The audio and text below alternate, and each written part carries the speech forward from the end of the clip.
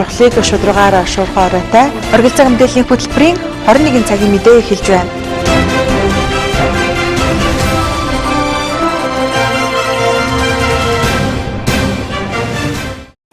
Оройн төргийн 21 цагийн мэдээ эхэлж байна. Жохлыг шударгаар шуурхай оройтой оргил цаг мэдээллийн хөтөлбөр өнөөдөр өрнөсөн зарим цагийн холбогдолтой мэдээ сурвалжлагуудыг хүрэхэд бэлэн боллоо.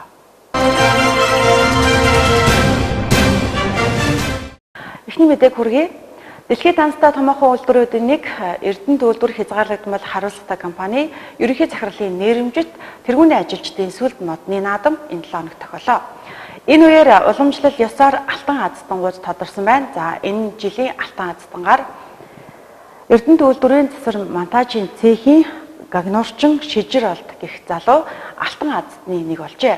За алтан азтны суглааг Эрдэнэт үйлдвэр ерөнхий захирал Бадамсүрэн сугуулж инхүү шинэ оны босгон дээр Эрдэнэт үйлдвэрийн залуу боловсрууччин 2 байрны дэлгүүрийг гард авсан байна. Эрдэнэт үйлдвэрийн тэргүүний ажилтны сүлд модны наадмын үйл ажиллагаан дээр алтан азтан буюу 2 байрны эзнийг бүртгэлийн дугаараар нь сугалж тодруулдаг уламжлалтай. Энэхүү уламжлал ёсоор үйлдвэрийн бүх ажилчдын бүртгэлийн дугаар бүхий суглааны хайрцагнаас ерөнхий захирал Бадамсүрэн 86180 тоот бүртгэлийн дугаарыг сугалснаар засвар монтажийн цехийн захилгаан хийн гагнуурчин шижир олд энэ жилийн алтан азтнаар тодорсон юм а. Шижир олд нь засвар монтажийн цехэд 5 дахь жилдээ ажиллаж байгаа юм. Харин захирлуудын нэрэмжит Япон улсад гэр бүлээрээ аялах эрхийн бичгийн хонжир цуглааг баяжуулах үйлдвэрийн нунтаглан баяжуулах хэсгийн засварчин пүрвд орж диспетчер альма дулааны цахилгааны төвийн конвейер машинч сонин цэцэгнаар хожиж супер азнууд боллоо. Харин захиргаа хүний нөөцийн хэлтсийн ажилтан ном мандах тээвэр логистикийн албаны дарга мөнхтөгш төслийн менежментийн албаны инженер сод жаргалнаар iPhone 7 Plus гаруутас уран чимэг тээвэр логистикийн албаны орлогч баяр гэрээ цагдаагийн хэлтсийн дарга инхватор нар ундаг дугуй ил урхан экскаваторын машинист энх тогтох гадаадын мэргэжилтэн ойлго үйлдвэр техникийн газрын дарга Батболор нар Хонконг улсад аялах эрхийн бичиг хожиж азтан болсон юм а. Мэдээллийн их сурвалжийг Эрдэнэт телевизээс 12 дугаар сарын 31-ний өдөр цагаагаар ямар байхыг аймгийн ус цагуур орчны шинжилгээний албанаас тодрууллаа. Баярын өдөр буюу 12 дугаар сарын 31-ний өдөр Эрдэнэт хот орчим хасах 26 градусын хүйтэнтэй байна. За түнчлэн хур тундас орох төлөвтэй байгааг цагуурчид хэллээ. За цагаараа нөхцөл байдал тохируулан дулаан авцалж баяр наадмын ёслолын үйл ажиллагаанд оролцохыг мөн ус цагуур орчны шинжилгээний албанаас мэдээлж байна.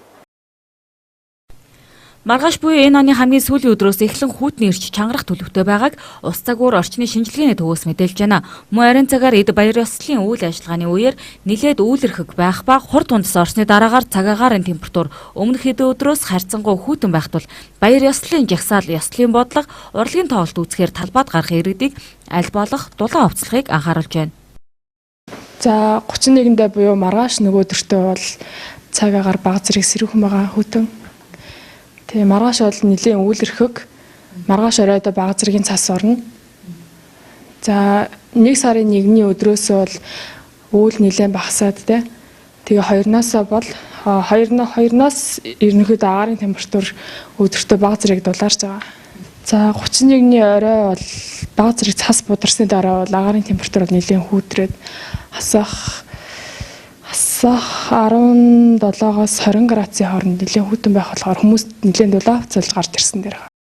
Мөн эх оны эхний өдөр буюу 2017 оны 1-р сарын 1-ний өдөр 12 сарын 31-ний өдөртэй адил сэрүүн байх төлөвтэй байна. Харин 1-р сарын агаарын температурын дунд чинь 18-аас 23 градус хүйтэн буюу олон жилийн дунджаас 1.5-аас 1 градусаар хүйтэн байх төлөвтэй байна. Харин 1 сарын эхний 10 хоногт сүүлийн 10 хоногийн сүүлийн хагас хүйтний ирч суларч шөнөдөө 17-аас 22 өдөртөө 6-аас 11 градус хүйтэн байх төлөвтэй байна. Харин 1-р 10 хоногийн дунд үе 2 ба 3-р 10 хоногийн ихээр хүйтний ирч чангарч шөнөдөө 27-оос 32 градус, өдөртөө 15-аас 20 градус хүйтэн ба бусад хугацаанд 23-аас 28 градус, өдөртөө 11-ээс 16 градус хүйтэн байна гэж ус цагуур шинжилгээний төвөөс гаргасан 1-р сарын цагаагаарын урьдчилсан төлөвт буужээ. Харин 1 сард орох цасны хэмжээнд дунджийн орчин байх төлөвтэй байгааг ус цагуур орчны шинжилгээний төвөөс онцолж байлаа.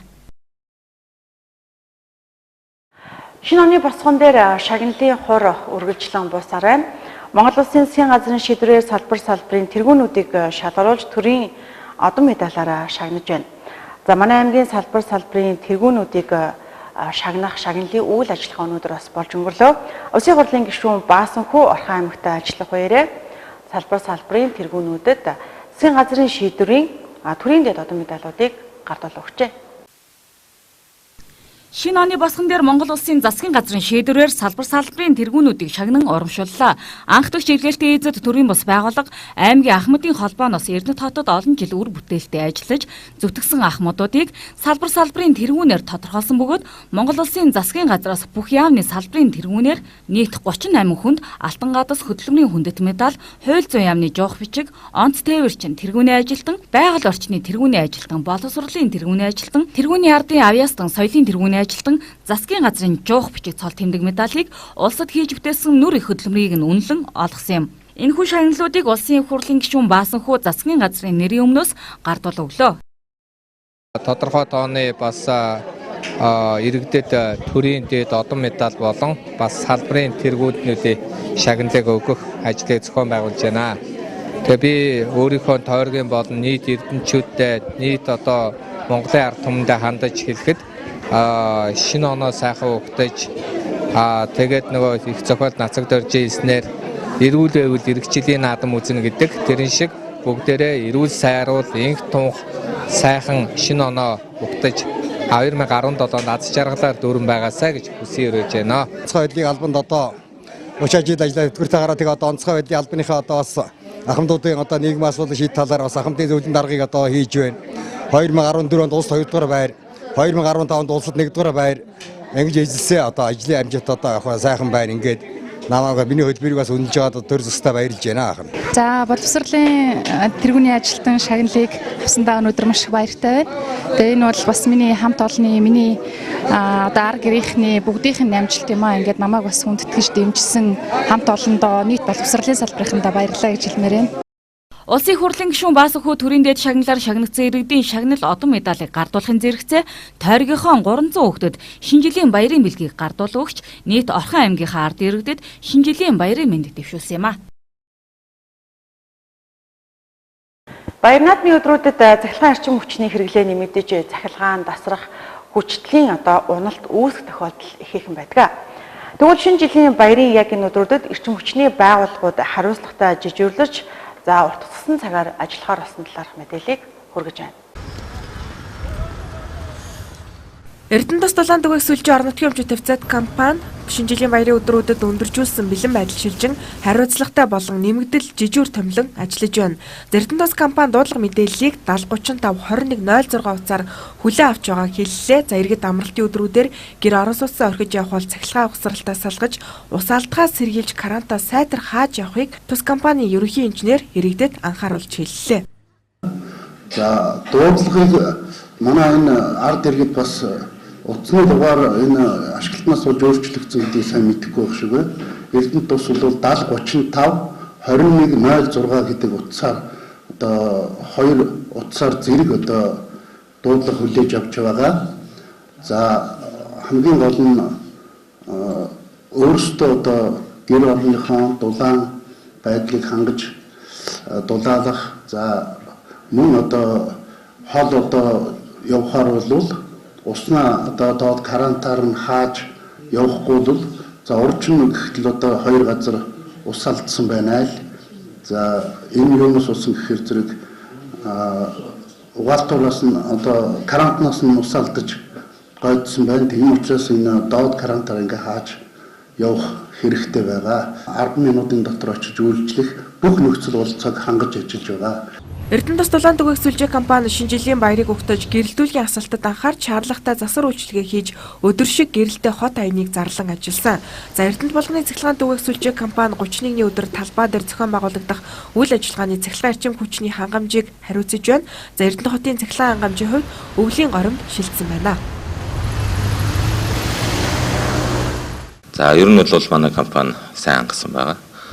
Тэгээд яг баяраар 31-нд бас талбай дээрх захилгаан эрчим хүчний хангамжийн асуудлыг Эрдэнэт тус компанитай хамтраад ингээд хариуцаад явахаар байгаа. Тэгээд тэрэн дээр бүр хариуцлагатай 10 хүний бүрэлдэхүүнтэй 2 бригад гаргаж ажиллах. За тэгээд тэрийг одоо бүх тасралтын янз бүрийн асуудал гарах юм бол тэр дорны янзлахаар ингээд бүх юмнуудаа бэлэн байдалд оруулаад ингээд ажиллаж байгаа. За Эрдэнэ хотын цахилгаан хангамжийн хувьд бол сая одоо өвлийн горимдоо шилжээд 2 компани хамтраад тэрийгээ бол одоо найдвартай ажиллагаа хангах үүднээ сайн хийсэн. За ер нь бол одоо Эрдэнэ хотын гэр хороол ийм багуудаар бол ачаалал нэлээд ихтэй болсон. За шугам тоногдлын хүчин чадал бас дутагдaltaй одоо хүчлийн уналд гарах магадлал өндөртэй тийм асуудал бол үүсэж байгаа. Тэгэхдээ тэр асуудлуудыг бол одоо баярын үеэр даваар саталтай холтолгүй байх ажиллах тал дээр бол манай компаниуд эртнээс анхаарч ажиллаж эргүүл үйлчлэгээ сайн хийх, за гэмтэл сатал гаргахаар танууд төхөөрөмжүүдийг бүгдийг ийм байдлыг хангах талаар бол одоо нэлээд бага хэмжээ авч ажилласан байна. Үндсэндээ эрчим хүчний байгууллагууд шаардлагатай бэлтгэл бэлэн байдлыг бүрэн ханган ажиллаж байгааг мэдээллээ.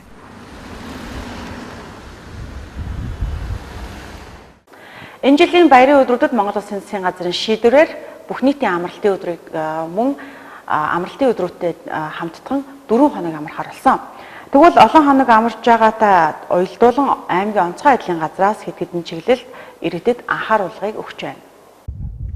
Баяр амралтын өдрөөр тодорхой хугацаанд хөдөө орон нутагт зорчих гэж байгаа бол гэр орон сууцны галын аюулгүй байдлыг сайтар хангаж, цахилгаан угсралд тоног төхөөрөмжөө салгаж, аюулгүй байдлаа хангаж явахыг сануулж байна. За түүнчлэн хөгжлийн бэрхшээлтэй иргэн бага насны хүүхэд өндөр настай хүмүүсээ ганцаарангийн цоожулж үлдээхгүй байхыг анхааруулж байна. Цахилгаан тоног төхөөрөмж хэрэгслүүдээ бас салгаж, ингэж аюулгүй байдлыг үзэж харах шаардлагатай байна. За дараагийн анхаарах зүйл бол бага насны хүүхэд. Ялангуяа гэр ороолын айл өрхүүдийн аливаа зүйлд явахдаа бага насны хүүхэд, өндөр настай хөгжлийн бэрхшээлтэй хүмүүсүүд одоо чаажж явдаг нэг юм буруу зуршил байгаа. Энийг бас ард иргэдүүд анхаараарай. Яг хүүхдээ зэрэг хараа хяналтгүй орхисон хүүхдүүд бас гал шүтэнээр давлаж ингэж аюултай байдлыг үүсгэх одоо ийм нөхцөл байдаг. Орон нутгууд ч гэсэн бас гал түмэн гарч бага насны хүүхдүүд хөгжлийн бэрхшээлтэй иргэд ингэж гэмтэж байгаа бас анхаарах илүүдэхгүй. Мөн шинжилгээний баяраар хүүхэд багчууд солиот буудуулж ашиглах сонирхолтой байдаг. Хэрвээ та солиот авах гэж байгаа бол зөвшөөрөлтэй газраас аюулгүй ажиллагааны зааварчилгаатай солиот авах хэрэгтэйг хэлж байна. За дээр нь солиот гэж нэг.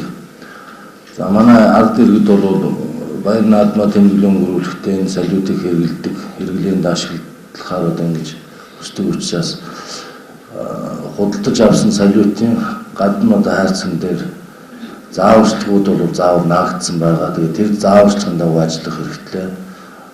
Хоёрт одоо гал авалцахгүй ингээд унтарсан тохиолдолд бити дэрийг асаах гэж ингэж дахин оролдороо. Тэгэх юм бол одоо гартан дэлбэрч эрүүл мэндээр авахрах. За дээр нь өсвөр насны хүүхдүүд, бага насны хүүхдүүдээ ингэж бити оролцуулж солиот асааж хэрэглээрэй. Холын замд зорчих иргэд техникийн бэлэн байдлаа хангаж, дулаан авц, хоол хүнс хангалттай хэмжээнд базааж явах хэрэгтэй. Одоогийн байдлаар гол мөрний ус бүрэн гүйцэд хөлдөөгүй учраас мөсөн тээвэр хийж явнасаа эрсдэлд оруулахгүй байхыг аймгийн онцгой байдлын газраас иргэд олон нийтэд анхааруулж байна. За баярын өдрүүдэд аймгийн онцгой байдлын газар өндөржүүлсэн бэлэн байдалд ажиллана. 12 дугаар сарын 31-ний өдөр Эрдэнэтийн өнгө 2017 үдшийн цэнгүүн амрын талбай зохион байгуулагдана. Тэгвэл нийтийн цэнгүүний хөтөлбөрийг үзэгч та бүхэндээ хөтөлбөрөөрөө үргэлжлүүл хүргье.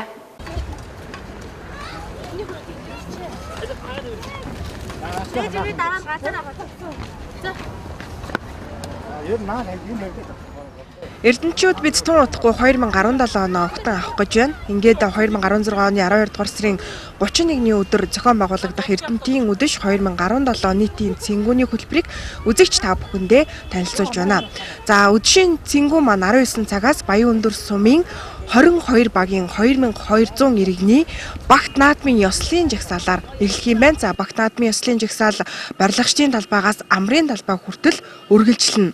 За 19 цагаас ёслолын жагсаал маань эхлээд за 19 цаг 30 минутаас нээлтний ёслол буюу орон нутгийн удирдлагууд Эрдэнэтийн үдэш 2017 цэнгүүнийг нээж үг хэлнэ.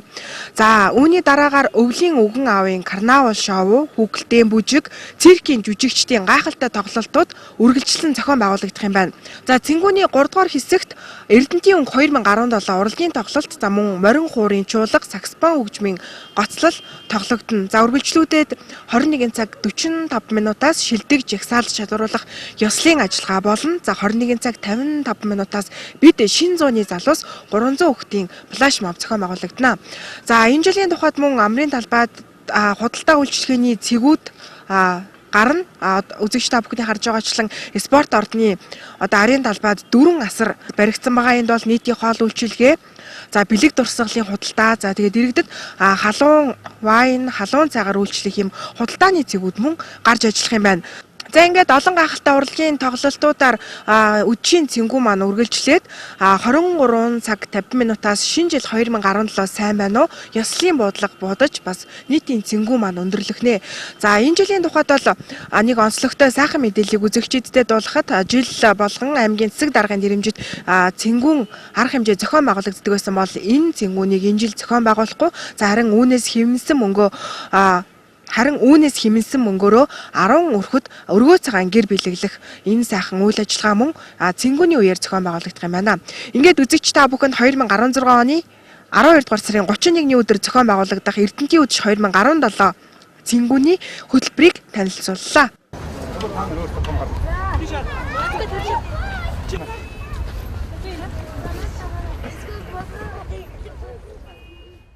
Их залуу болон шанд уртын гол гэсэн багуудын чиглэл том оврын автобус, түнчлэн такси үйлчилгээ эрхлэн ажилдаг Автомастер төвийн хамт олон нийтийн тээврийн иргэдэд хүртээмжтэй за мөн хүргэх зорилгыг агуулan ажиллагаа.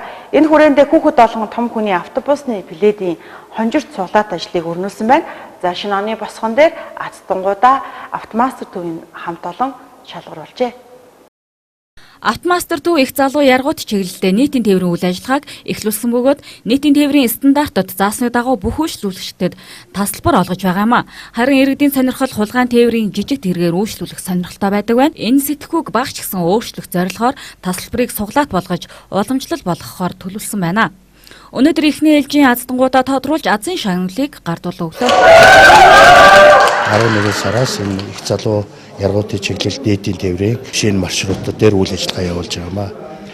Тэгээ бид нар ер нь Эрдэнэт хотод энэ зорчигчдод нийтийн тээврийн мөн чанар ер нь ямар зорилттой байдаг гэдгийг ард иргэдэд зорчигч иргэдэд ойлгуулахын тулд нэлээд их ажил хийж байна. Энэ 11 сард бид нар энэ багийн ард иргэдэд нийтийн тээврийн талаар хилцүүлэг ярилцлага зохион байгуулсан. Энэ ажлынхаа хүрээнд бид нар нийтийн тээврийн стандарт шаардлага заасны дагуу бүх зорчигчдод тасалбар олгож ингэж явж байгаа. Ард иргэдээ бас нэг стандарт шаардлагад хангасан тээврээр үйлчлүүлэхийн тулд бол тэр тасалбарыг олгож явж байгаа. Энэ бас өөрөө ач холбогдолтой юм. Яагаад тэгэхээр манай ард иргэд энэ хууль бус тээврээр үйлчлүүлэх сонирхол их түлхүү давуу байгаад байгаа байхгүй. Тэгэхээр энийг нь бас нэг нийтийн тээврийнхаа мөн зорилгыг ойлгуулахын тулд энэ тасалбараараа хонжуур суглаа явуулахар шийдвэрлээд энэ багийн байран дээр хонжуураа суглааныхаа хайрцгийг тавьчаад өнөөдөр ингэж нээж байна.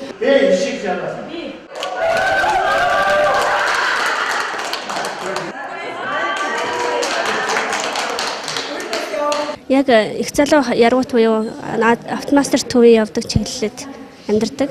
Тэгээд горд руу мэдээж хэрэг ороод горд руу яж таамт орсон ороод ядаг. Тэгээд ингээд цуглаагаа аваад цуглааны хайрцанд хийсэн. Тэгээд астан болсон байна. Астан болоод юу хийсэн бэ? Билет нь ямар үнэтэй вэ? Автобусны билет? 200 төгрөгийн билет авсан. Тийм. Тэгээд 4 ширхэг саатай баал хийсэн байна. Бас 2 хүүхэд хожлоо л доо. Тэгээ нэг нь 6 дугаар анги хүүхэд, нэг нь 2 дугаар анги 2 хүүхэд. Байнга ер нь энэ компани автосараа үйлчлүүлээрэ гэж хүүхдүүдэд хэлдэг байгаа. Тэгээд өнөөдөр ингээд суглаанда зургийн дэвтэр балруул зэрэг зөвлөх хожлоо. Ер нь хүүхдүүдийн автобусны билетний үнэ нь ямар идэм болоо? 200 төгрөгөөр үйлчлүүлдэг хүүхдүүд, томхон 400 төгрөгөөр тэгээд компаниар үйлчлүүлснээр сайхан юм ингээ хожлоо. Автомастер компанийнхаа автобусны гуугаар үйлчлүүлэхээр нэгдүгээр аюулгүй, хоёрдугаар буцах хаягтай гэдэг шиг нэг тиймэрхүү тий. Иргэд аюулгүй найдвартай чанарын стандартад нийцсэн тээврийн хэрэгслээр том хүн 400 төгрөг, хүүхэд 200 төгрөгөөр үйлчлүүлснээр тасалбар авч тухайн тасалбараар хонжирт суглаанд хамрагдах боломжийг Автомастер төв олгосон юм а. Энэхүү үйл ажиллагаанд иргэд хайхрамжгүй хандаж байгаад сэтгэл дундуур байгаагаач Автомастер төвөөс илэрхийлж байлаа. Автомастер төвөөс та аюулгүй нийтийн тээврээр үйлчлүүлснээр өөрийн ахуй амьдралдаа хэрэгтэй бэлгүүдийг суглаагаар хожих боломжтойг онцолж хамгийн гол нь стандартын чанарын шаардлага хангасан үйлчлэгийг иргэд минь ойлгож эрхэмлэх хэрэгтэй байгааг онцолж байсан юм а.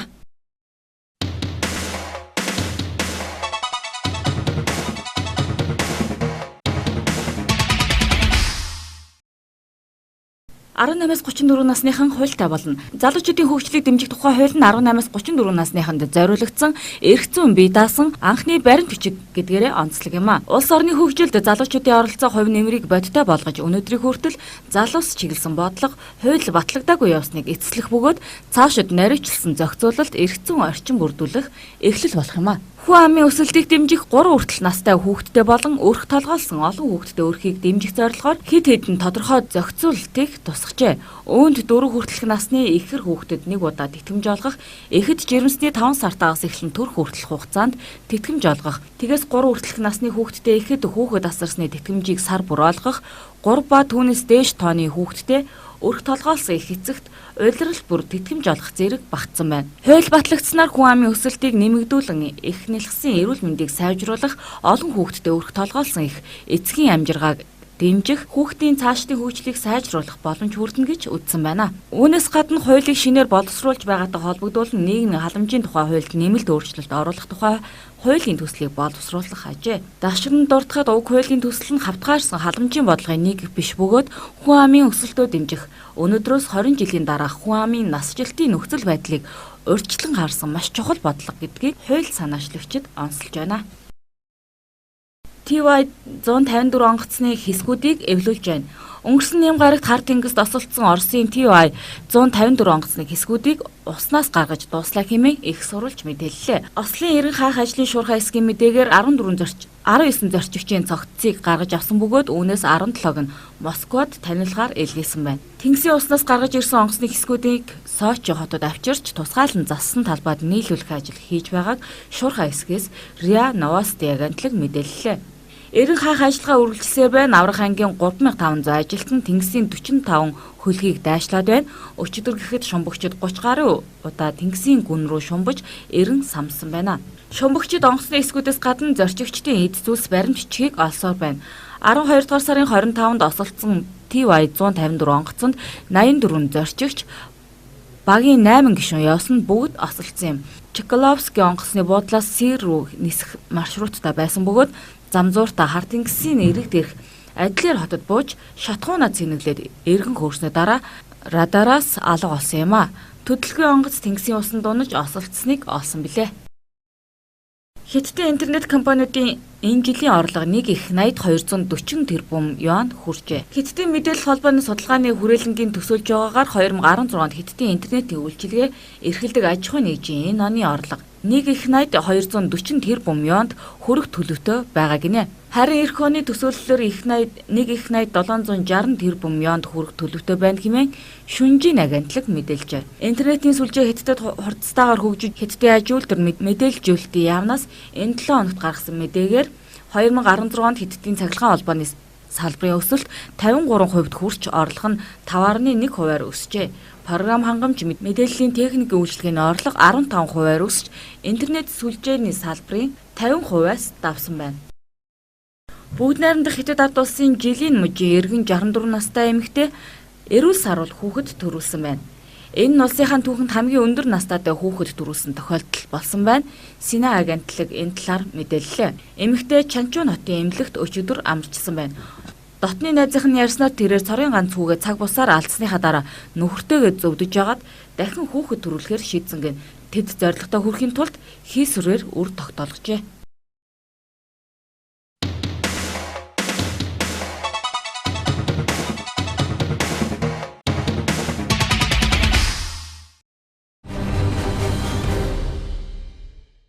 Эрдэнэт хотын Дөмөнх худалдааны төвд үйл ажиллагаа явуулдаг говьхангаа мебель тавилгын их дэлгүүрт мод идэлгээ сайтай хоолны ширээнүүд өнгө загвар чанарын өргөн сонголттойгоор ирснийг дуулгаж байна. Мөн Паш Гуанжу мужийн улсын үйлдвэрийн бэлэн галтгооны ком тавилгууд болон говьхангаа мебель сүлжээ дэлгүүрийн өөрсдийн хийдэг тавилгууд ч өргөн сонголттой ирснийг хэрэглэгч та бүхэндээ дуулгаж байна. Мөн худалдаа авалт бүр бэлэгтэй суглаатай ваучертай гэд олон бэлгүүд таныг хүлээж байгааг тус дэлгүүрийн хамт олноос мэдээллээ. За манай дэлгүүрт маань сая татаа авалтаар шинээр Малайзаас үйлдвэрлэж байгаа галт тогооны ширээнүүд, за мөн Porsche үйлдвэрлэж байгаа Porsche бэлэн галт тогоонууд, тэгээд зочны өрөөний стейкнүүд, за тэгээд урд Хятад улсын одоо Гуанжу мужийн яг нөгөө үйлдвэрт нь үйлдвэрлэдэг нотолгын өрөөний иж бүртлүүд, классик болон хүүхдийн өрөөний тавилгууд, компьютер ширээ.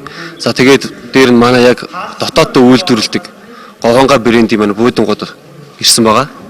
За энэ буудлууд маань болохоор дан болон буулантай, ор болдог, болдгоо, арьсан, сайн шалрын даавн гихчээний маш өргөн сонголттой буудлууд ирсэн байгаа.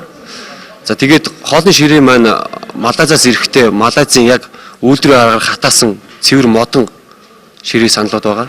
Энэ ширээ саналууд маань нэг ойролцоогоор 350-аас 900 мянган төгрөгийн хооронд 4 сандалтай, 5 сандалтай, 6 сандалтай гэх хичээний хүн өөрийнхөө сонголтоор авч болохоор эсвэл ширээс 4 сандалтайгаа 5 хос гэх зэрэгээр ингээд үнүүд маань ялгаатай, дотроо бас өөр өөрийн сонголттой, өнгөрийн сонголттой, загварын өргөн сонголттой хүрэлцэн ирсэн байгаа. За энд Эрдэнэт салбар дээр маань яг Улаанбаатарын үнээр яг Улаанбаатарт одоо шинжлэлийн урамшуулал, үнийн урамшуулал, суглаа, ваучер зэрэгүүд зарлагдсан байгаа. Яг тэрнтэй адилхан Эрдэнэт салбар дээр маань яг энэ урамшуул шинжилгээ үйл ажиллагаа маань явагдаж байгаа. За энэ ваучер гэдэг маань болохоор энэ одоо жишээ нь ингээд ийм тавилга бүр дээр өөр байгаа. Үнийн дүн болон загвараас нь хамааруулаад ийм одоо 20,000, 10,000, 50,000, 100,000 хүртэл жишээний ваучер байгаа. За энийгээ та болохоор тухайн худалдаа авсан нэг бараан дээрээ ваучер авчаад дараагийн худалдаа авалтын дээрээ авалтынхаа жишээ нь одоо 100,000 төгрөгийн бараа худалдаж аваад 10,000 төгрөгийн ваучер авчиж байгаа бол дараагийн худалдаа авалтын дээр та 300,000 төгрөгнөөс дээш худалдаа авалт хийгээд тэрэн дээрээ тухайн 10,000 төгрөгийг хөнгөлүүлээд 310-аар худалдаж авсан бараагаа та 300,000-аар худалдаж авах боломжтой гэсэн үг. Ийм маягаар ваучер маань явж байгаа. За суглаан маань яг IKEA брендийн IKEA гэдэг маань Солонгосын брендийн хонжууртай, суглаа бүхэн хонжууртай. Эрдэнэт хотын салбар дэлгүүр нь Улаанбаатар хотын төв говьхангаа мебель дэлгүүртэй адил үнийн сонголттой бөгөөд шинжилгээний баярт зориулсан урамшуулалт ваучертай худалдаа, үнийн дүнгээс хасалт хийх зэрэг урамшууллыг хот өдөөгүй зэрэг явуулж байгаа гинэ. Та говьхангаа мебель тавилгын сүлжээх дэлгүүрээс сонголт хийгээд тав тух тоглог орчныг өөртөө бүрдүүлэхин зэрэгцээ Солонгосын IKEA брендийн гарын бэлгүүдээс сонголтоо хийж суглаа суулж энэ жилийн аз хиймраа сорихыг хүсвэл говьхангаа мебель тавилгын их дэлгүүрийг зорихыг урьж байна. Хаяг Дөмөнх худалдааны төв говьхангаа мебель тавилгын сүлжээ дэлгүүр. 2016 оноо өдөх торгон мөч хаяанд ирсэн байна. Энэ өдрүүдэд Орхон аймгийн хэмжээнд болж өнгөрч байгаа үйл явдлын мэдээллүүдийг та оргил цаг мэдээлэл хэлбэрээр дамжуулан хүлээн авч үзэж байгаа лээ. 21 цагийн мэдээ энэ түрээд өндөрлөж байна. Үзэгч та баярын өдөр цагаагаар ямар байхыг хөтөлбөрийн төгсгөлд хүлээн авч үзнэ үү? Та бүхэн 12 дугаар сарын 31-ний өдөр номинал визийн уран бүтээлчдийн бэлтгэсэн мэдээ сурвалжлагуудыг хүлээн аваарай. Бид Эрдэнэтийн өнгө 2017 үдшийн цэнгүүнийг төв талбайгаас шуурхаа сурвалжлан шууд дамжуулан үзэж та бүхэндээ хүргэх болно.